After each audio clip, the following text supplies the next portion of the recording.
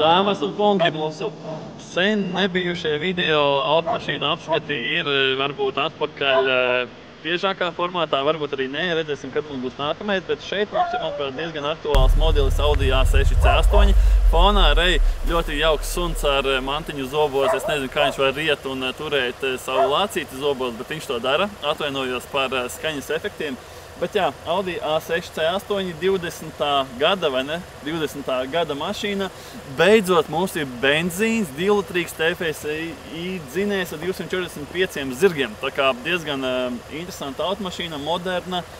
Jāsaka, ka vizuāli C8 nav mans mīļākais platforma, virsbūve un koķis sunīts jauks. Bet, respektīvi, nav mana mīļākā virsbūve, jo, nav, vienkārši nav, bet tūlītās arī sīkāk parunāsim par mašīnu nedaudz detalizētāk un pastāstīšu par savām izjūtām, ko es domāju par šo mašīnu.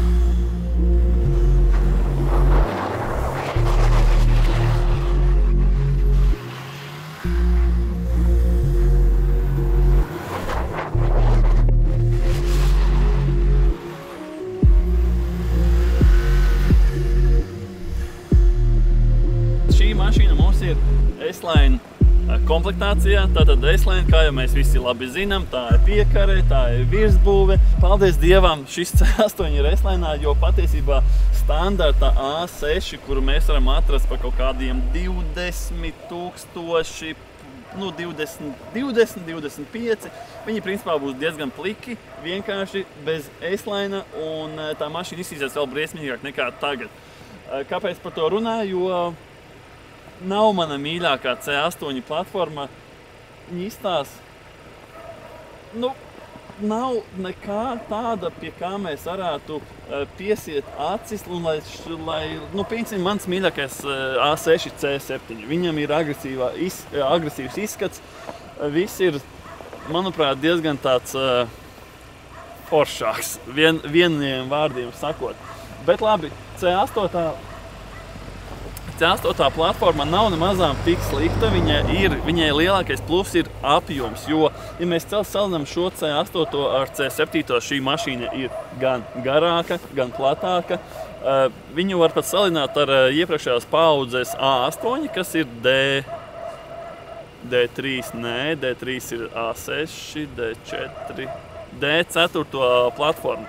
Tātad, principā, viņai ir izmērot diezgan līdzīga A8 D4, tā kā, ja tu skaties automašīnas un domā, tev vajag lielu un foršu un komfortablu, tādu var izvēlēties vai no A8 D4 vai šo te C8 cenas ziņā, protams, D4 faceliftā viņš maksās patiesībā tādā bomsīgākā komplektācijā nekā šis C8. Bet jā, C8 mums ir pieejami benzīns, dīzelis, hibrīdi, e-troni pagaidām nav, bet tie būs nākotnē.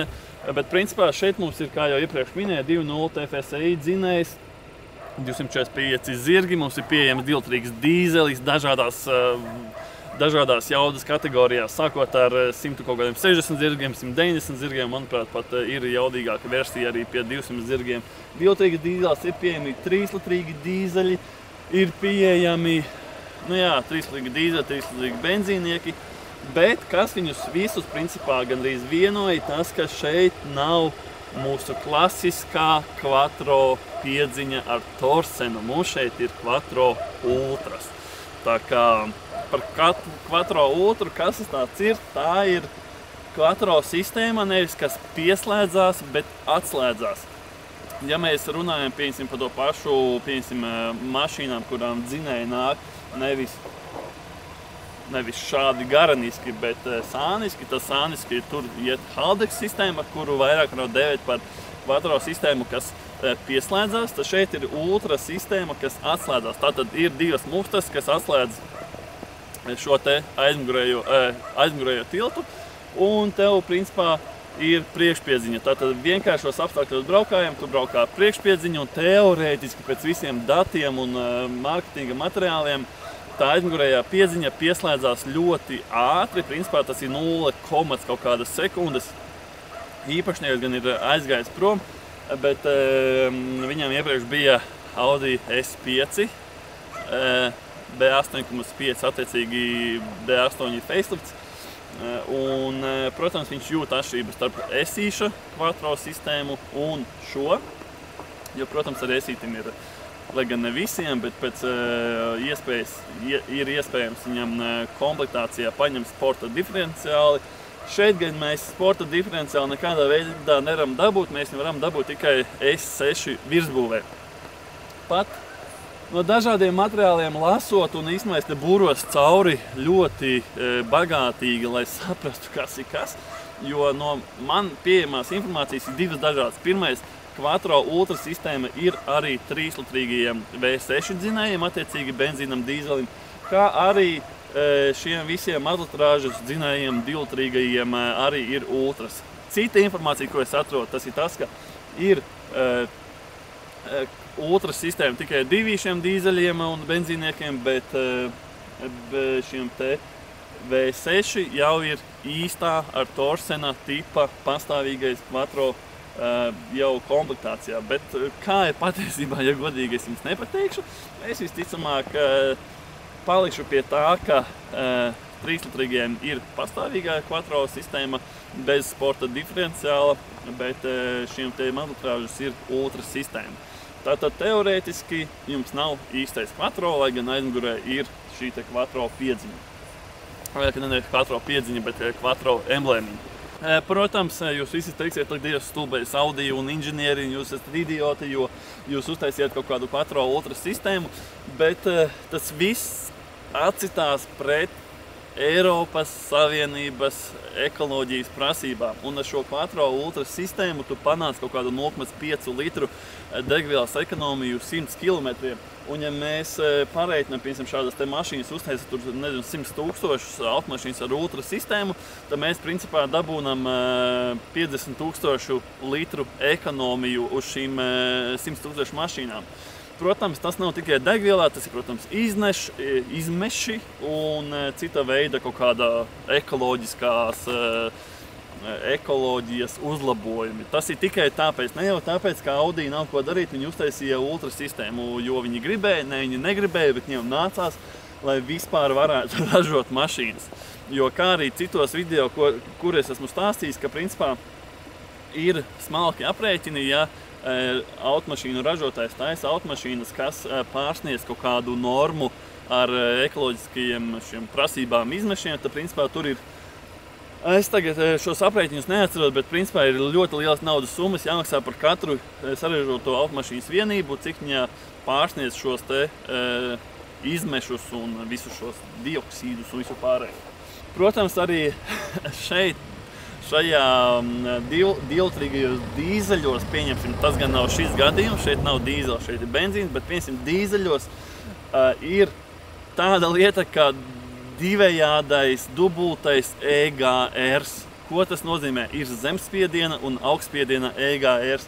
Tad mums klasiskajiem visiem cilvēkiem, kam ir vecas lamatas, nevis šāda jauna 20. gada ar zem 50 000 nobraukumu, bet vecas lamatas, viņiem ir klasiskie EGR kādā mūsu izpratnē, bet šie jaunā tipa EGR dīzeļiem ir tā, ka šis zemspiediens strādā sekojoši, ir atsevišķa maza šaura trubiņa, kas iet jau pēc DPF filtra, viņi iet atpakaļ caur šo zemspiedienu EGR, atpakaļ pie turbīnas, un šādā veidā šo dzesē, es tagad jau nepateikšu precīzi, ko viņa dzesē, bet kaut ko dzesē, bet respektīvi ir diva veida šis dubultie EGR, un tas vien nozīmē, ka nākotnē tiem cilvēkiem, kam būs šāda mašīna pie 300 000 nobraukuma, viņiem būs dārgāki remonti, bet es tagad varu samelot, bet šeit, manuprāt, ka arī ir kaut kāda veida, nevis parastie katalizatori, bet kaut kādi īpašāki, un kaut kādos avotos pat dzirdu vārdu, ka DPF pat ir šādai mašīnai. Es neesmu drošs, es jums negarantēju, ka te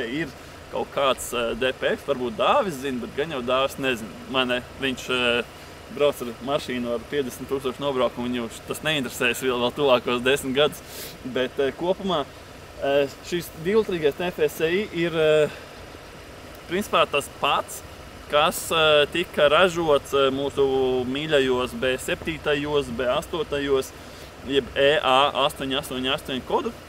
Vienkārši laika gaitā uzlabots, Un tas viņiem parāda, ka pats dzinējs ir ļoti labs un izturīgs, ņemot vērā, ja mums pamatā šie 2.0 TFSI bija tur 150 zirgi un jaudīgākais bija ap 200, tad jau te mums ir 245 zirgi, tā kā ļoti patīkami. Ja runājam par 3-litrīgajiem motoriem, protams, visaktuālākais mums būs 3-litrīgais dīzelis, bet, protams, te arī būs miljons.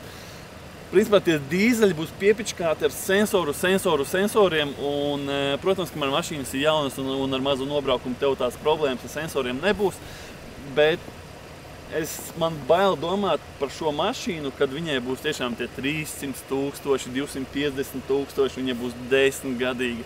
Te būs reāli mindfucks.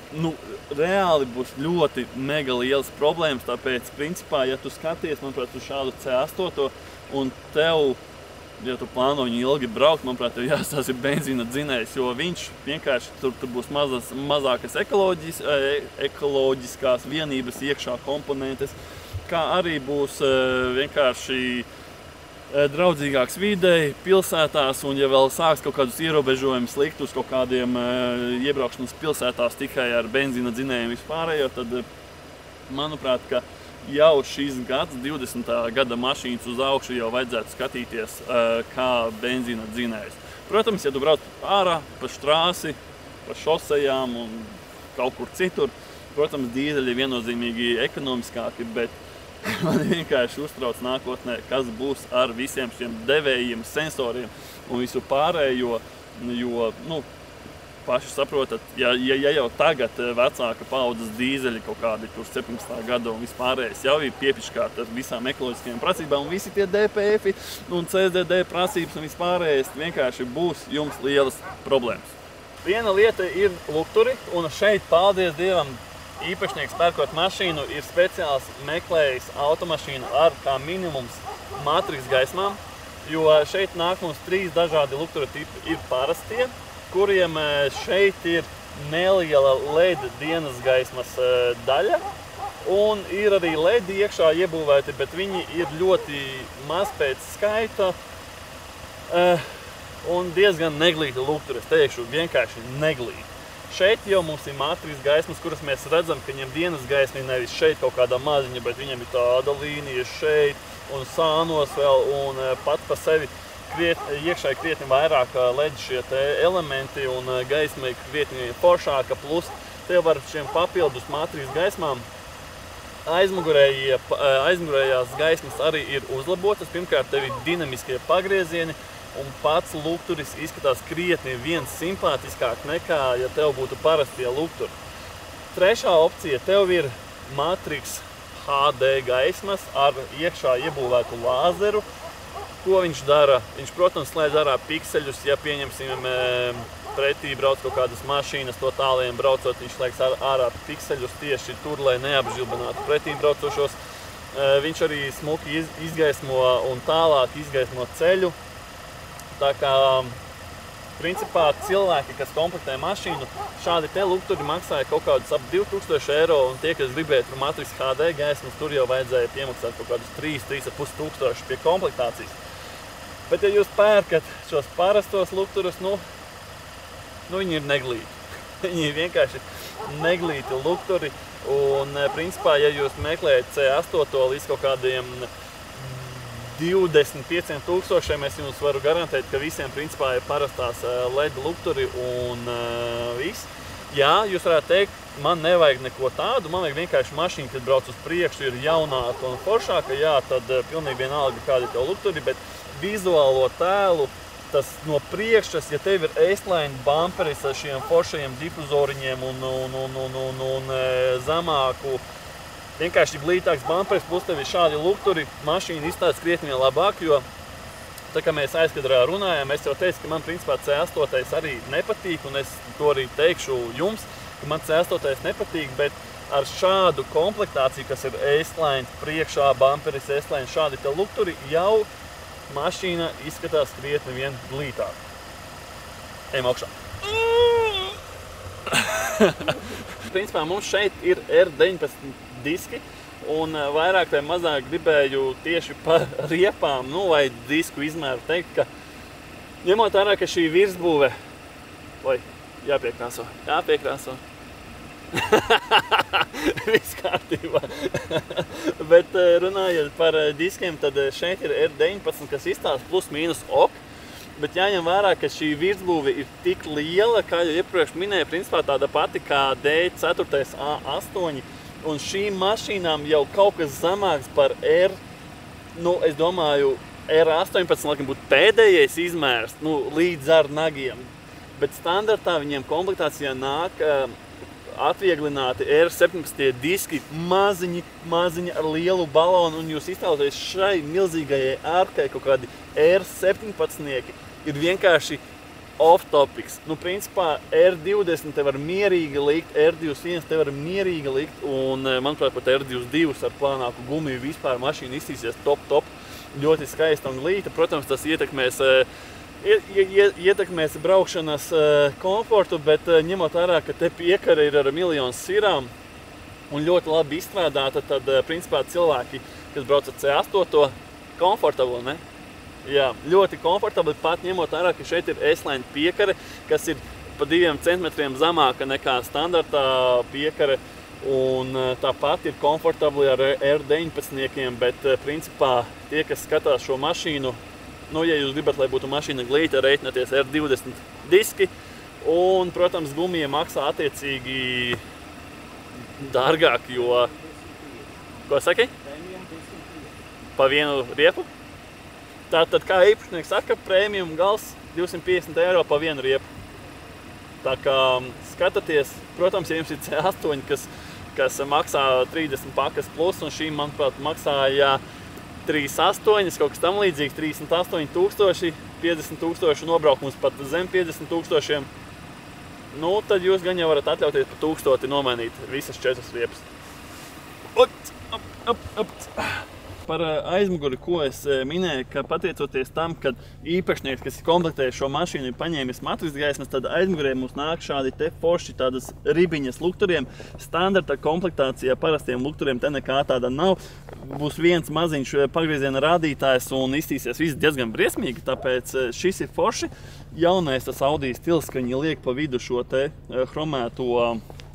chromēto daļu. Es nezinu, vai man tas patīk vai nepatīk. Protams, mums ir arī tipiskā lieta, ka mums teorētiskie ir izpūtēja caurumi, kuri, protams, mums nav izpūtējis, mums nav nekā, bet mums ir, manuprāt, kreisajā pusē bija, man šķiet, ka kreisajā pusē, pagaidi, kas te ir? Izpūtējis? Jā, te mums izpūtējis, laikam, tad tur arī. Respektīvi, mums ir izpūtējis paslēpts apakšā. Diemžēl, ka es nezinu to oficiālo iemeslu, kāpēc viņi neliek šo izpūtas trubu šeit cauri. Gan jau tāpēc, lai viņi varētu, piemēram, jums piespiest vai motivēt jūs pirkt S modeļus vai RS modeļus, kur izpūtē ies cauri šiem te aizdarītēm. Bet, ko es vēl varētu pateikt? Vai tev es minēšu, drīkst? Elektriskais? Malacis. Elektriskais bagažnieks, tiešām elektriskais? Jā, tev ir poga. Jo, protams, ir dažādas komplektācijas, kur mums nav elektriskie bagažnieki, bet, manuprāt, šī ir lieta, kas jābūt. Šai lietai ir jābūt, tu jūties, manuprāt, reiz tāds cilvēcīgāks, jo pēc pieredzes, manuprāt, tu ar savām, tev nav nekāds sensori, ja? Labi, sensori nav, bet principā tu vari ar atslēgu mierīgi piespiest divreiz, tev atverās bagažnieks vaļā, un tu vari, principā, ja tev ir elektriskais bagažnieks, manuprāt, tu vairāk savus iepirkumu maisus neliec salonā, tu piespied podziņu, atverās bagažnieks, ieliec visu iekšā, piespied podziņu, aiztaisās ciet, un viss. Vienīgā problēma ir tajā, ka, ja tev noklājās šie elektromotori, elektriskie amortizatori, bagažniekam, tad tas nemaksā 20, 30, 40 vai 100 vai 150. Tas maksā 200 un vairāk eiro. Tāpēc gan jau, kad īpašnieks bieži bagažnieku nevirina, lai amortizatori tik ātri nenoklājās, bet principā tas prieks ir dārgs, bet viņš ir to vērts. Jo no pieredzes zinu, kolēģim bija Škoda, Octavia, VRS kaut kāds 19. gads. Viņam noklājās šie amortizatori un viņam nebija aftermarketu pieejami. Un dīleris prasīja kaut kādi 900 eiro amortizatori plus darbs. Tā kā maksā diezgan dārgi, bet ir to vērts, ir komfortabli. plus pats par sevi milzīgs bagažnieks sedanam, kuram sedanam vēl ir tik milzīgs bagažnieks. Tur vienkārši var līķi paslēpt un kartupeļus var divus līķus paslēpt, ar kartupeļus ielikt vest. Respektīvi, foršs, milzīgs bagažnieks ar vienīgais tāda lieta, bet tas ir tipiskais sedanam, ka tev nav bagažnieka grīda kopā vienā līmenī ar bumpera daļu, bet tas ir, manuprāt, tāds standartiņš un sedaniem nemazām laikam savādāk nevar. Bet pārbaudīsim, cik mums maigi aizvarās bagažnieks.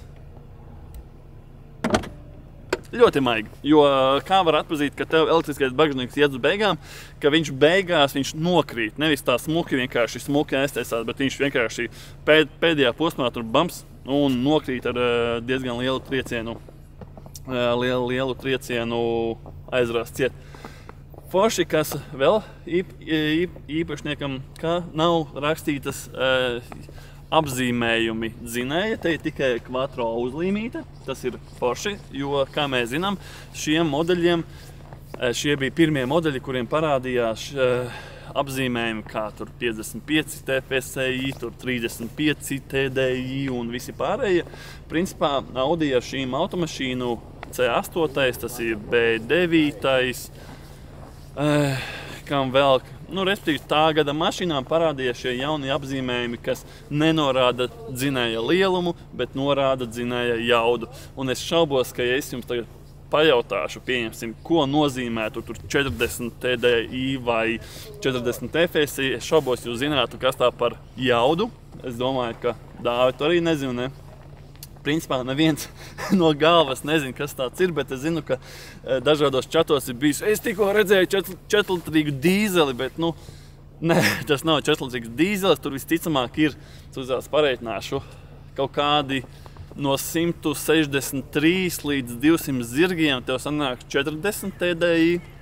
Un ja tev ir 45 TDI, tad laikam ir kaut kas virs 200 zirgiem līdz 250, pēc tam ir pāri. Tātad diezgan liels čakars. Ja šim Audi būtu šis apzīmējums pieliks klāts, es domāju, ka te varētu būt 240 zirgi, tie varētu būt kaut kāds 45 TFSI, manuprāt, kaut kas tam līdzīgs. Bet iedomājieties to Audi mārketinga vai kas tā pa daļu, kas izdomāja, davai 40 gadus mēs likām apzīmējumu, kas apliecina dzinēja tilpumu, mēs tagad mēs liksim jaudas apzīmējumiem. Bet tam ir kaut kāds neliels loģisks izskaidrojums, jo tajā laikā parādījās mūsu zināmie pirmie Audi e-troni un vispārējais. Ņemot ārā, ka gribējās ražotājiem parādīt visām mašīnām aptuveni vienādu apzīmējumu, tad viņi izdomāja, ka jāliek šie cipariņi klāt, jo mēs zinām, ka Audi e-troniem viņiem arī bija apzīmējumi tur 55 vai kaut kas tam līdzīgs. Tas bija ar domu, ka, lai tu zinātu, piemēram, ja tur priekšā brauc Audi elektroauto, lai tu zinātu, kāda viņam jauda un kāda jauda, piemēram, ir ekvivalentam tur kaut kādam benzīnam, dīzelim.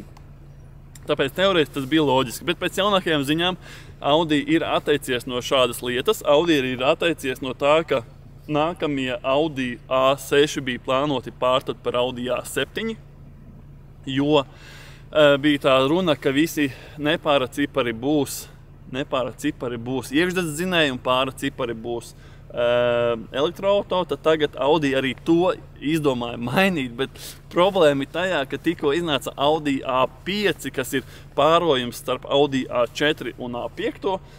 Šo viņi izlaida ar šo jauno nomenklatūru, bet Audi A6, jeb ko viņi gribēja pārtaisīt par Audi A7, tur viņi pēkšņi kanceloja, ne, Audi A6 paliks Audi A6, vienkārši mēs te apakšā pierakstīsim vai Audi A6 e-tron, vai Audi A6 TDI, vai Audi A6 TFSI. Vienkārši man tāda aizdomā, ka tie cilvēki, kas Vācijā sēž ofisā, viņi nelīdz galam tā kā zina, ko viņi dara, vai tur vienkārši kāds plēš matus ārā un viņi nav izlēmīgi līdz galam, bet tas ir, manuprāt, liels sviests, ka šādiem brendam ir vienkārši mētāšanās ar nosaukumiem. Un tikko vienā Audi lapā redzēju, tas bija fake news, bet kā prikols, ka turpmāk Audi izdomāja, ka viņi automašīnas nosaukumus vienkārši te liks apakšā automašīnas VIN numuru. un pēc tā tu zinās, kas tā pa automašīnu un cik viņa jaudīga. Bet tas bija kā prikols, kā smieklīgs joks. Bet tas nozīmē, ka apzīmē to, cik tas viss ir neloģiski un dīvaini, un ir skumji redzēt no mūsu tādas mašīnu markas, kuru mēs tā kā mīlam un cienam, ka viņi vienkārši nesaprot, ko viņi dara, un nav tāda konsekvence. Izdomājām, liksim tos 55 TFSI un visu šo, nu tad turpinam. Izdomājām, ka mēs darīsim tā, nu tad turpināt. Bet, ja tev ir jau plānots, ka tu apvieno divas mašīnas, tu vienu apvieno, A4 un A5, un tā kā plāno apvienot A6 un A7, bet pēkšņi, nē, mēs darām savādāk. Un tad pa ielu brauc kaut kāda mašīna, tu domā, nu jā, šo mašīnu viņi nepaspēja kancelot to projektu, šai mašīnai paspēja kancelot to visu, un tā arī tas viss ar Audi notiekās. Tā kā tā. Aktuāla problēma, protams, mums ir ar lukturu svīšanu, un tas būs visiem lediem. Protams, tā aktuālākā problēma tāpēc, ka ledi, protams, netaisa tādu lielu karstumu, līdz ar to mitrums, kas ir lukturi iekšā, viņš tik ātri neizgaro, neiztvaiko, un arī mums ir šeit redzams pēc vakardienas automašīnas mazgāšanas, mums ir principā diezgan sasvīdis lukturis. C7 tā bija aktuāla problēma, un visbiežāk tas bija tāpēc, ka pašā stikla plasmasā, drīzāk, jo tās nav stikls, tas vairāk kā plasmasa, bija mikroplaisas, ar kuriem tika mitrums, un bija diezgan problemātiski, un principā, ja tev ir C7 un tur ir liels mitrums, tev vajag meklēt cēloni, un zinu, ka bija gadījumi, kad ir tā, ka tur ir liels mitrums, tāpat bloki aiziet pie dieviem un lielas problēmas. Tāpēc tā mēs pievēršam uzmanību, bet īpašnieks par šiem lukturiem ir pētījis visādas atsaukumus, visādu informāciju. Principā Audi saka, ka šiem lukturiem C8 mitrums iekšā tā ir standarta lieta, tas tā drīkst būt un var būt, un tāpēc par to nav jāuztraucās. Protams, no kaut kāda estētiskuma un no tā, ka šī mašīna, piemēram, labā komplektācijā maksā tur kaut kādi 90 000, tev šķiet, ka maniem lukturiem ir iekšā mitrums, nu, kas tā pa lietu, jo es pirku prēmijumu automašīnu, prēmijumu kvalitāte, un šī neizstāv pēc prēmijumu kvalitātes, bet laikam savādāk nevar būt. Iekšā ir siltuma avots, priekšā stikls, un tam nav kur vienkārši iztvaikot. Tāpēc ņemat ārā, jums arī var būt aizsvīduši priekšējie lukturi. Globāli, protams, C8 ir jau moderna, mūsdienīga mašīna, kurai ir miljons visādas opcijas, sākot ar head-up displejiem, kas jau ir standarts, arī tam pašam C7 ir tāds panorāmas lūka divdaļīgā, gan priekšējā daļā, gan aizmugurējām sēdošajiem panorāmas lūka. Protams, ir iespējama pneimo piekarē, iespējama arī elektriski regulējami amortizatori. Pneimo piekari gan jūs 4-cilindrīgajos motoros nesatiksiet, tos satiksiet tikai V6 dzinējos. Par elektrisko piekari regulējumu gan jūs varat arī viņu dabūt, principā, dabūt arī 4-cilindrīgajiem dzinējiem, bet es domāju, ka tā ir liels retums. Bet kopumā skatoties uz piekarēm, jūs varat dabūt standarta, parasto, kas nav veslaini, jūs varat dabūt sliktiem ceļiem, kas būs par kaut kādiem 2 līdz 4 centimetriem augstāka nekā standarta piekare, S-line piekare, kas ir šī, elektriski regulējumi amortizatori un pneimo piekare. Tātad, principā, jums ir 4 dažādas piekares opcijas šai mašīnai. Kas ir forši? Jūs vairs nekad nedabūsiet C8 manuālo kārbu, tātad tikai automāti. Automāti ir, principā, viņi ir tā kā 2 veida, bet ja mēs ejam globāli un ļoti smalki detalizēti, mums ir 3 automāti. Teorētiski ir automāts, kas ir tipiskais divu sajūgu līdzās definēšu. Ar mitro sajūgu, kur ir 2 sajūgi. Nu, kaut kā tam līdzīgi, divu sajūgu šie te, jeb S-Tronics. Tas ir pieejams jau ilgus gadus un nekā tāda jauna, bet šeit teorētiski pēc informācijas ir 2 kārbas, ir līdz 400 Newtonu griezei, ir tāda kārbas, kā lai pasaka, nevis pastiprināta kārba, bet tāda parastā, un tad jaudas, kas ir virs 400 Newtoniem, tur jau ir tā kā otrā otrā kārba, jeb pastiprinātā uzlabotā kārba, kas ir domāta lielākai griezai. Tātad, principā, šeit es īstenībā nezinu, cik viņam ir grieza. Es domāju, kaut kas varētu būt ap 400, manuprāt, grieza arī varētu būt, bet principā viss, kas ir 3-litrīgie dīzeļi un benzīni, tiem jau būs šī te uzlabotā, izturīgākā kārba. Un, protams, mums esītis, kas nāk 3-litrīgs biturbo, un RS-am tam, protams, ir 8 robu šis te ZF Tiptronics. Tas no agregātiem, kas mums, protams, softclose, mums ir iespēja dabūt dubultos stiklus. Manuprāt, ka mums, protams, šeit nav dubultie stikli, mums ir parastie. Bet arī, protams, no komplektācijas mēs varam dabūt arī dubultos stiklus. Mēs varam dabūt aklās zonas, kas, protams, arī šeit nav. Respektīvi šo mašīnu, ņemot vērā, ka softclose nav, bet ņemot vērā, ka automašīna tik jauna, tad tās opcijas ir mega daudz, un līdz ar to jūs tādu SS-ā, pieņemsim, jūs neatradīsiet, manuprāt, sludinājumu pilnākā komplektācija. Nu, principā tāda pilnākā komplektācija, manuprāt, tā mašīna maksā miljonu no sērijas, jo tās opcijas, kas ir iekšā, ir ļoti daudz. Kas mums šeit ir? Vai mums ir aizmugurējā? Mums nav štorkas, pieņemsim, ir arī pieejamas komplektācijās aizmugurējās štorkas. Vai mums ir audio sistēma? Mums ir Bang & Olufsen. Bang & Olufsenam atkal ir 5 dažādas versijas, ir ar tur kaut kādiem 20 skaļruņiem, ir ar 10 skaļruņiem un tam līdzīgi. Tā kā skaļruņu arī ir. Tas, ka tev ir Bang & Olufsens, nenozīmē, ka tev ir pilnākais Bang & Olufsens. Jo pilnākajiem ir arī opcija, ka iznāk ārā priekšējie skaļruņi. Tev nāk ārā priekšējie skaļruņi? Tad ne. Lūk tā. Līdz ar to komplektācija tev var būt mega liela, bet jāstāsta no tā, kas jums dzīvē patiesībā ir vajadzīgs. Vai jums ir vajadzīga sāna stikliem štorka, te ir tonēti logi, tātad, principā, tā štorka varbūt ir pat nevajadzīga, bet no maniem tādiem, no manas uzteres, kā es skatos, pirmkārt, ja tev ir šāda te tipa mašīna, tad minimālais, uz ko mēs skatāmies, lai tev būtu šie te parasti kaut vai pirmās paudzes vai pirmā līmeņa matris gaismas. Tas, manuprāt, būtu must have, ja tev ir tie parastie pretīgie lukturi. Nē, diemžēl es zinu, ka kāds tagad teiks, ka esmu idiots vispārējais un tagad apsaukājos cilvēkus, kam ir C8 parastiem lukturiem, bet tas ir mans viedoklis. Es tāpat šādu mašīnu tuvākajos 20 gados neatļaušos, nes tā drīkstu teikt, kā tipiskais latvietis.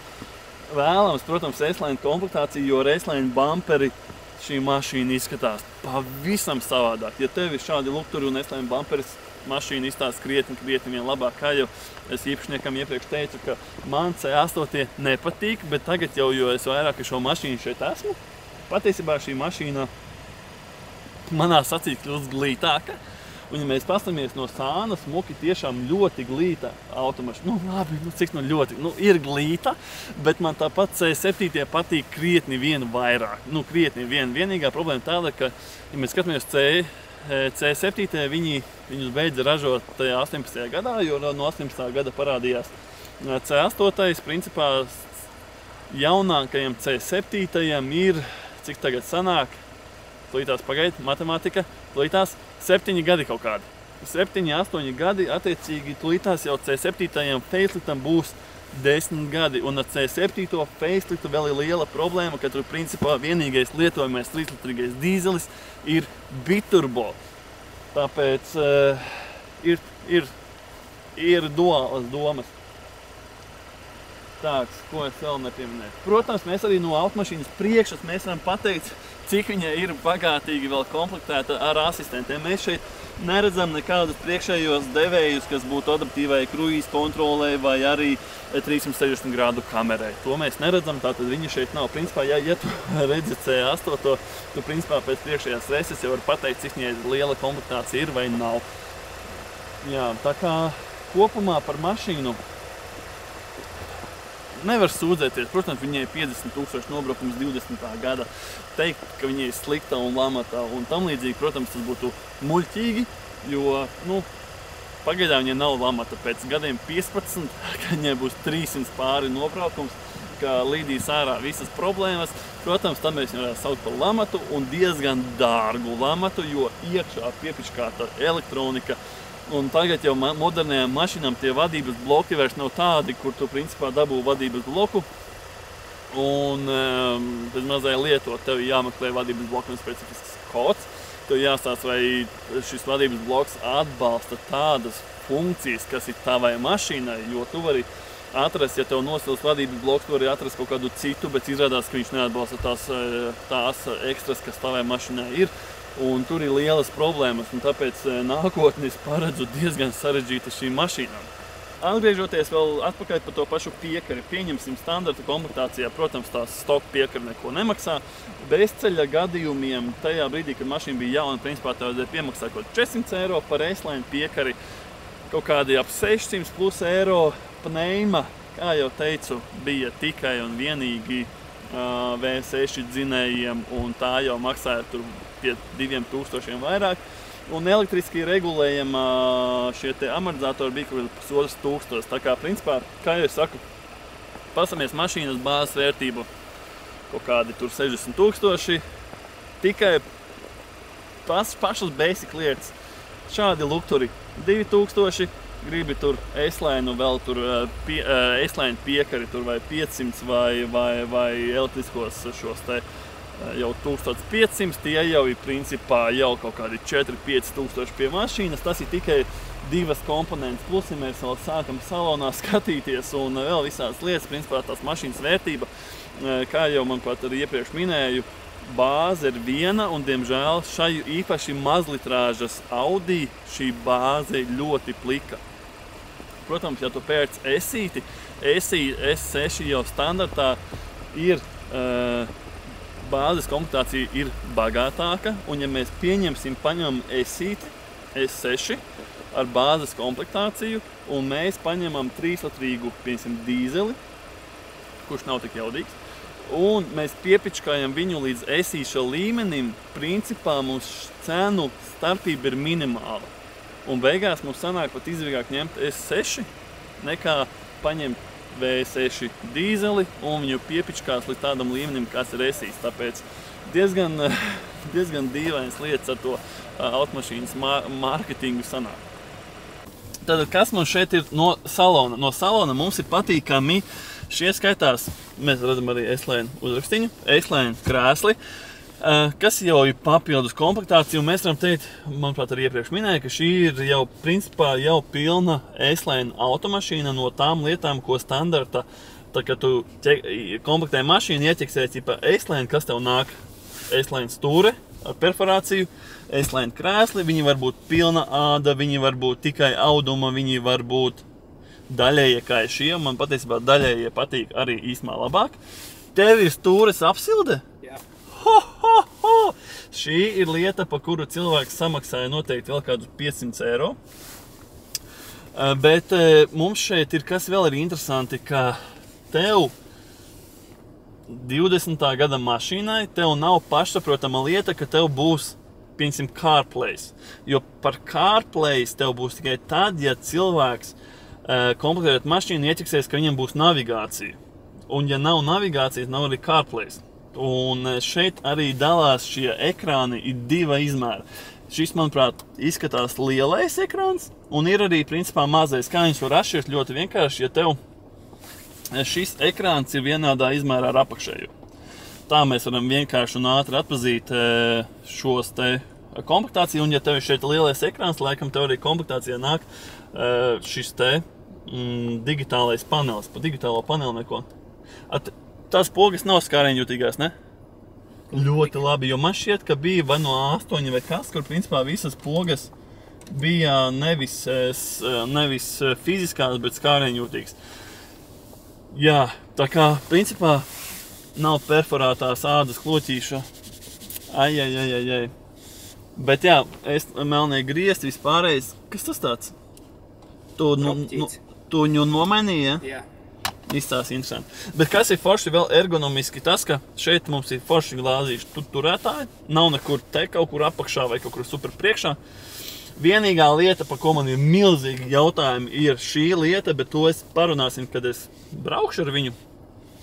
vēl, kā man īpašnieks teica, ka var atpazīt, cik bagātīga vai bombzīga komplektācija pēc tā, vai šīs pogas ir alumīnija, tā kā metāla alumīnija vai plasmasīgās. Un šeit mums ir jau metālistiskās podziņas, vismaz, vai ne? Jā, tas nozīmē, ka komplektācija ir bagātīgāka.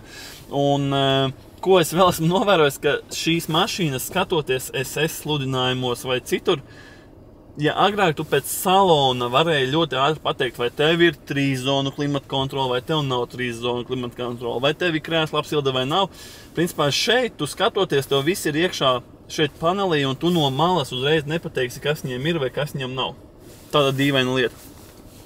Jā. Viss kārtībā. Es domāju, tur kaut slepenas lietas ir iekšā. Bet, jā, tā kā no salona mums ir bezrāmjus spogulis. Man viņi ļoti patīk. Šīs ir skāriņu jutīgas? Nē? Jā. Ir skāriņu jutīgas. Kāpēc šis neslēdās ārā? Durvis. Durvis, tāpēc? Ok. Nice. Ok, jā, par salonu, principā, liels, plašs un foršs salons. Mums ir atmiņas krēsli, kas arī ir forši. Mums gan jau nav ventilējumie krēsli, ne? Nē. Jā, te kamēr tu tiec cauri visām šīm opcijām, es domāju, ka īpašnieks te ļoti ilgi mēģināja saprast, kā vispār ieslēgt kaut ko. Joprojām nav sapratis, kā vispār kas te strādā. Tā kā jā, bet salons ir pagaidām foršs. Iesēžoties, šī ir otrā reize, kad es sēžu C8, un pirmais bija, kur es sēdēju, bija S6 C8. Tā kā, jā. No salona puses pagaidām viss ir... Tas ir brīļu turētājs? Jā, tā ir mana modifikācija. Ok, es jau domāju, kas tas tāds. Tā kā no salona ziņas vismaz šķiet diezgan ok. Elektriskie krēsli labi 2, ja? Ļoti labi. Forši, tikai tur nav atmiņas iekšā. Labi. Tam mēs tiksim. Protams, nākamie jautājumi par šo. Es domāju, ka pirms es kāpu mašīnā, tā kāds ilgi tīrīja visu, ja? Ilgi tīrīja, lai te būtu tīrs, bet principā tev te visu laiku lupatiņu jābūt un jātīra ekrāns. Un, jā, tā kā tā. Labi, tas man no salona, manuprāt, ka arī viss, bet ir ērti. Šie nav komforta, šie skaitās sporta krēsli. Vienīgā lieta ir tāda, ka šiem sporta krēsliem tu nekad komplektācijā nedabūs ar ventilāciju. Ja tu gribi krēslus ar ventilāciju, tev vajag būt komforta, kaut kādiem augstākā komforta krēsliem, jo, kā iepriekš minēju, komplektācijas ir daudz dažādas un vienkārši kosmosa komplektācija, tāpēc kaut kur arī varu kļūdīties. Ok, tātad mēs esam salonā, siltumā, beidzot. No visām dienām, kad mēs varējām filmēt, mēs izvēlējāmies pašu sniegotāko un pašu jaukāko dienu. Bet man ir ļoti lieli jautājumi par viduskonsoli, jo man nepatīk. Varbūt šī ekrāna augšējā daļa, kas ir vairāk atbild par MMI sistēmu, jeb šo interfeisu, jā, ok, bet viss, kas ir saistīts ar klimatu, kāds ir cilvēki, tas staigā, es nesaprotu. Ok, viss, kas saistīts ar klimatu, man nepatīk, jo tev principā visu laiku vajag skatīties uz leju, kur tu liec savus pirkstus un ko tu slēdz iekšā vai ārā. Tas ir bišķiņ kaitnoši. Un ja mēs atceramies, pieņemsim kaut kādu Audi A8, to pašu D4, kur te milzīga viduskonsole un viss ir mehāniskām podziņām un nostrādāts un tāds glauns, tad jau sākot ar iepriekšējās paudzes Audi A8, kur viņš bija pirmais D5 ar šāda te tipā sistēmu, tad, protams, A6 tagad ir nākamais principāli pēc līnijas, kuram šo sistēmu ielika, bet man tomēr prasītos kaut ko tādu klasiskāku, jā. Bet Audi, protams, gribēja parādīt, ka viņi ir moderni un uz nākotni skatās un visam jābūt tur touchscreen veidīgam un līdz ar to, protams, uztaisīja arī šo visu kā taču, bet, manuprāt, tas nav parocīgi, tas nav patīkami, neņemot vērā to, ka te visu laiku jātīra un te visādi speķaini pirkstu nospiedumi ir, protams, šobrīd, paldies auto īpašniekam, kurš parūpējās, lai te visi tīrs un spīdīgs, tikai vienīgie speķainie nospiedumi tie būs manējie. Bet, principā, jebko, ko tu gribi darīt, tu vari darīt caur šejienu. Principā, es šobrīd braucot pie stūras, man visu laiku jāstās uz to, ko es gribu regulēt, un plus Jelgavā te visur saucas sarkanās kameras, kas skatās sarkanās gaismas, attiecīgi tu vispār var diezgan viegli dabūt sodu, ja tu vēl gribi kaut kādu klimatu mainīt.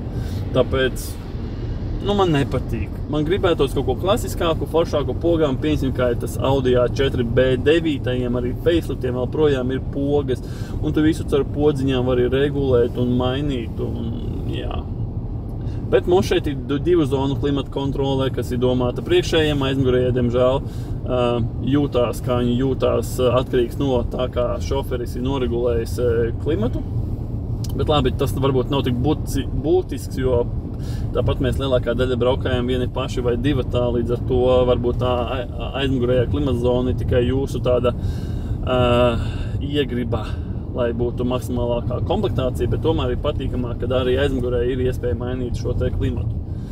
Par pašu braukšanu kā tādu. Ok, mums ir arī komplektācijā šī īsmā īpašnieks teica, bet šī ir plika komplektācija. Patiesībā nav tik plika, ir redzētas plikākas, jo pieņemsim šis digitālais displejs, kas mums ir šeit foršs un jau sen ir pierasts un zināms jau no daudz dažādiem modeļiem, ir arī C8 pieejams klasiskais speedometrs, tieši tāds pats kā C7 modelim. Līdz ar to ir dažāda veida arī šī komplektācijas bet par pašu braukšanu īstenībā ir diezgan patīkami. Labi, es šobrīd nebraucu par kaut kādām sliktākajām Jelgavas ielām un tam līdzīgi, bet par braukšanas tas stūri stāv taisni vai bišķiņ iešķība, kā domā? Dāvi. Kā taisni?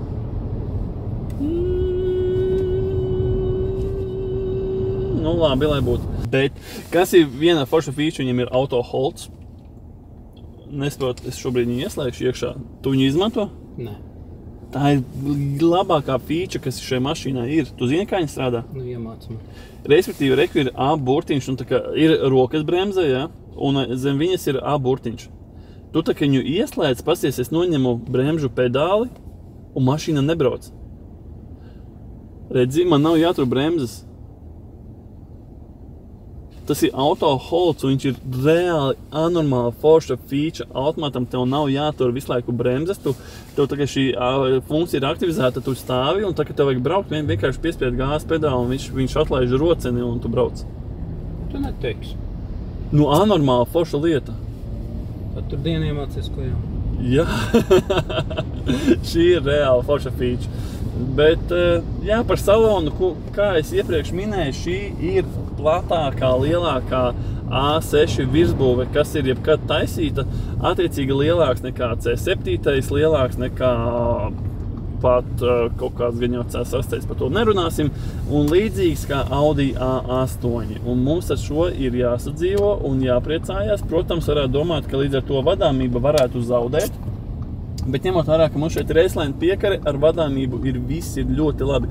Protams, es tagad braucu pilsētas režīmā un pa pilsētu, un es to vadāmību tur tā stūra reaģē forši pēc tām galvām, kas aizmugurē kratās, var redzēt, ka stūre un riteņi ļoti labi savienot kopā un nav vispār nekādu problēmu ar kaut kādām vadāmības lietām. Tāpēc patiešām krēslu silda arī ļoti patīkami. Piemēram, es tagad gribētu uzlikt, lai man kondicionieris, klimata kontrole pūš uz kājām. Es tagad, kamēr es meklēju, es noteikti nobrauktu kādu cilvēku, kas gāja pārēji, un es tagad skatos, es nesaku, ka man neko kāds jādara. Laikam auto režīms jāslēdz ārā, ne? Jā, un tagad es varu noregulēt tev uz kājām. Tas nav mazām tik sarežģīti. Labi, un ja es gribētu tagad, piemēram, noregulēt lielāku stiprumu vai gaisa plūsmas, jo es nezinu, kā to izdarīt, es saku, ka ventilators priekšā ir, vai ne?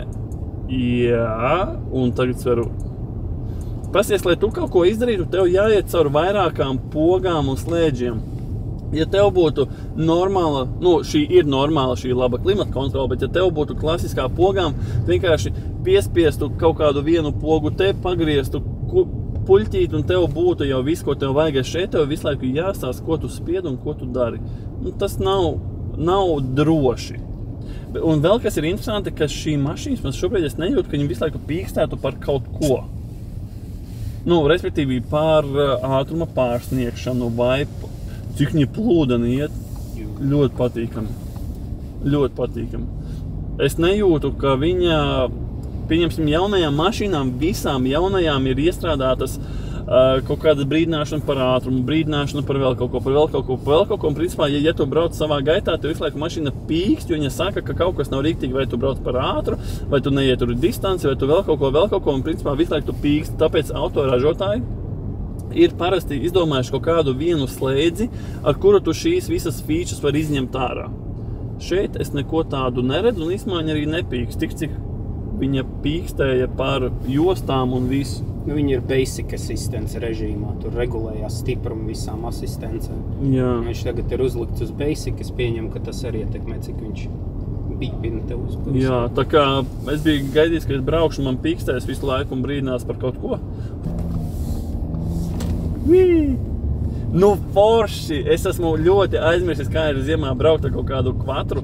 Un redziet, pat es tagad izgāju nosacīti slīpi. Un, lai gan šī tā Quattro Ultra, kas nav mūsu klasiskā pastāvīgā piedziņa, bet tāpat, tad, kad tev viņu vajag, un es pat pieļauju, ka šobrīd pa šādiem ceļa apstākļiem braucot, tev visu laiku ir Quattro sistēma pilnīgi savienota, jo te ir tā ideja, ko es pateicu sākumā, ka Quattro sistēma viņa drīzāk atslēdzās, nevis pieslēdzās. Attiecīgi tev viņa visu laiku ir, bet atvienojās, kad viņa jūt, ka nav nepieciešams. Es domāju, šādos apstākļos šī Quattro sistēma visu laiku ir ieslēgta. Un plus, ja tu gribi, lai tev šī Quattro sistēma visu laiku ir ieslēgta un nekad neatslēdzās, tev ir nepieciešams ieslēgt sporta režīmu. Un tikai jautājums, vai tev vajag sporta režīmu šādu, vai tev vajag pie Drive Selecta, kur ir forša podziņa, Drive Selects, un Drive Selectā uzlikt dinamiku. Varbūt tad šajā brīdī tev nekad neatslēgsies vienā no tiem režīmiem, vai nu Drive Selectā Dynamics vai ar ātrumkloķi uzliekot sporta, jo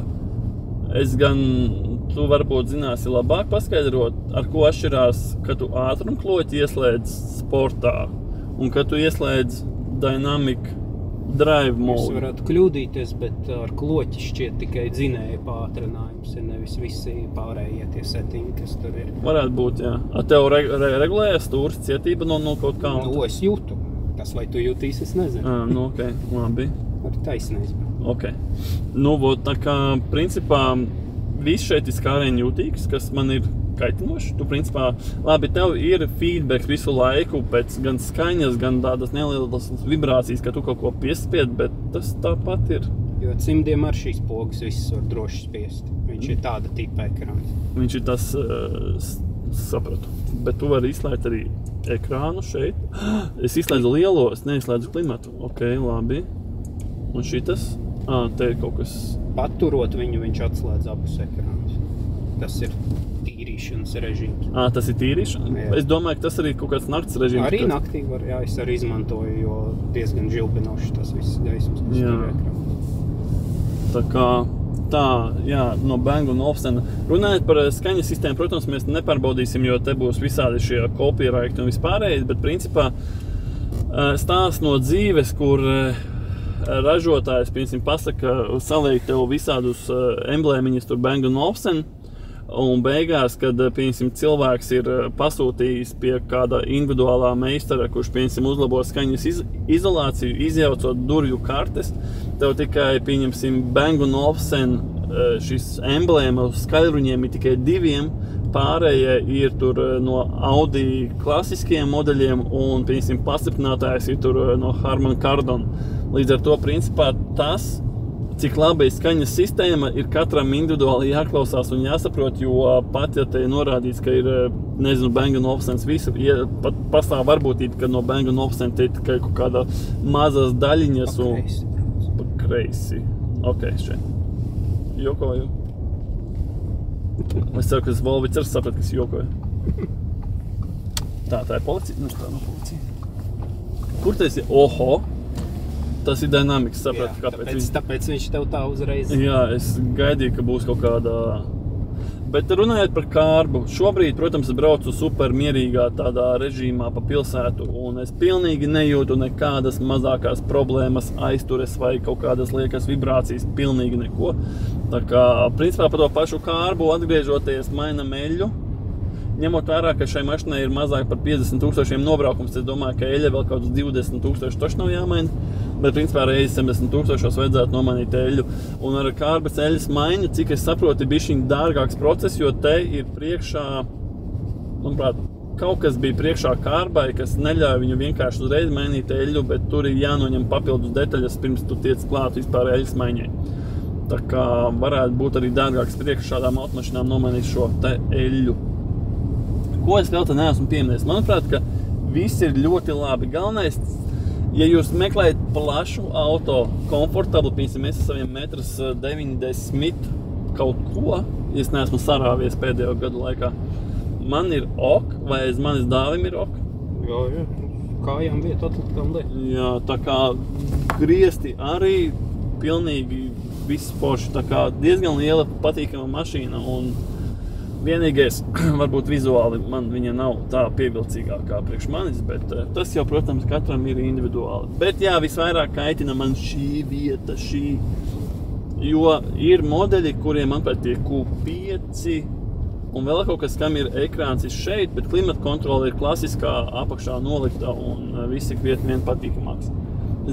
Vienīgi, kas, ko visi stāsta, automāts un Audi un aiztura vispārējais, īstenībā es šeit esmu bišķiņ pārsteigts, jo tūlītās es 3, 2, 1 pedāls grīdā, viņš momentāli nomet 3 robus un principā nevar sūdzēties par kaut kādām problēmām ar aizturi vai kaut ko tam līdzīgu. Ir ļoti īstenībā atsaucīga mašīna.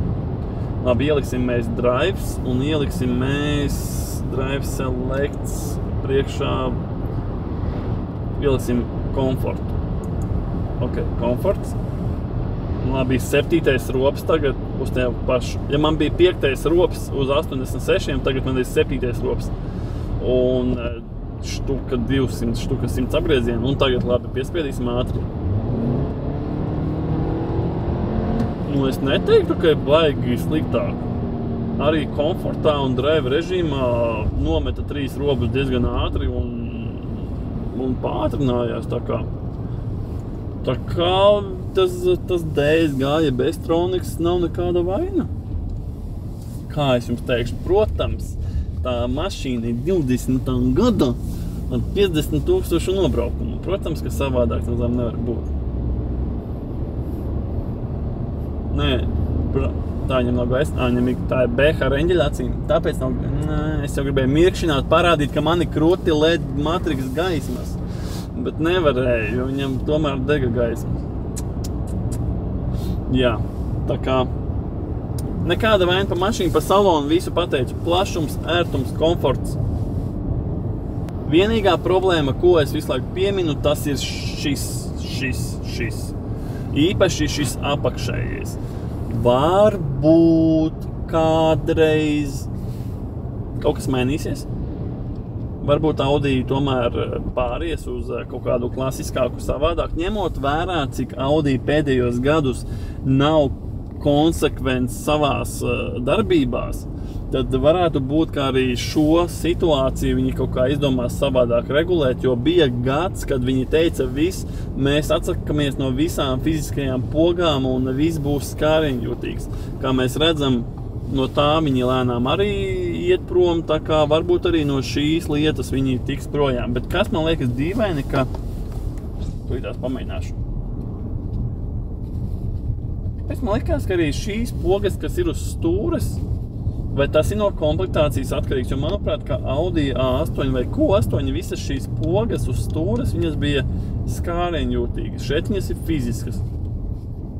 Tā kā es nezinu, varbūt, vai tas ir no komplektācijas atkarīgs, vai tas ir tāpēc, ka šis ir Audi A6, un tāpēc viņiem šeit ir tā kā ķipa lētākas pogas, bet man šķiet, ka bija modelis, kuram šeit viss bija skārienjūtīgs. Un arī šeit, kur tu slēdz sānos miglas, viņas arī bija viņas arī bija skārīgi jūtīgas. Tas man bišķiņ izbrīnīja. Bet, jā. Kas būs, ja braucot piespiedīšu atvērt bagžnieku? Viņš atvērsi? Mēģini.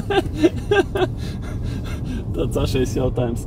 Ok, labi. Tātad, draugi, mums ir visādas problēmas ar tehniku. Mans mikrofons kaut ko gļuko. Tātad mikrofons būs no kameras. Ceru, ka dzirdēsiet un viss būs skaidrs. Principā izbraucām līkumu. Protams, to visu nevar aprakstīt ar vārdiem un pastāstīt, kas ko kā, bet gala slēdziens mašīna ir forša, liela, komfortabla, ērta, īpaši garāka auguma cilvēkiem, tiešām ideāla mašīna, vai vizuāli un visi tehniskie risinājumi, kas šeit ir iestrādāti ar visu ekoloģiju vispārējo, vai tas man tā kā patīk un es teikšu 100% labākā mašīna pasaulē, nu noteikti, ka nē.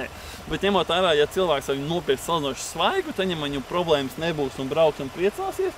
Ja cilvēks viņu paņems ar 300 000 nobraukumu, domāju, ka būs lielas bēdas un lielas problēmas.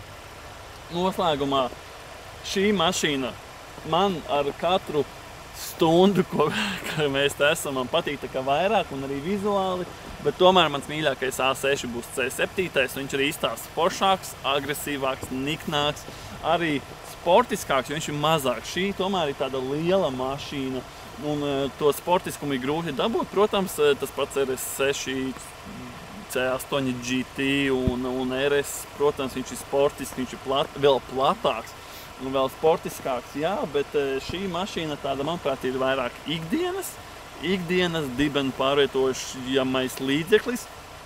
Manuprāt, viņu neuztaisīsi tik glītu, skaistu, seksīgu, kā tu to dabūsi ar C7. C7, jā, viņu var uztaisīt reāli par bombu, par tādu, ka tu brauks un tu atskatīsies. Šeit, ja tu gribi, lai atskatās uz tavu C8, tev tur jāizdara kaut kas unikāls, kaut kas super interesants. Tāpēc pagaidām tas no manis viss. Šis video gan jau būs ļoti garš. Es ceru, ka kaut kādās 40 minūtēs iekļausimies, ja ne, sorry. Bet esmu atradis jau no šādiem apskatiem un ceru, ka nākotnē būs vēl kādi vai sarunas vai apskati un vispārējais. Tā kā, bet starp citu, ja tev ir A6 C7 facelifts, trīnīts dīzelis, dod ziņu, uztaisīsim kādu video. Tā kā pagaidām paldies, ka skatījāties un tiekamies nākamreiz.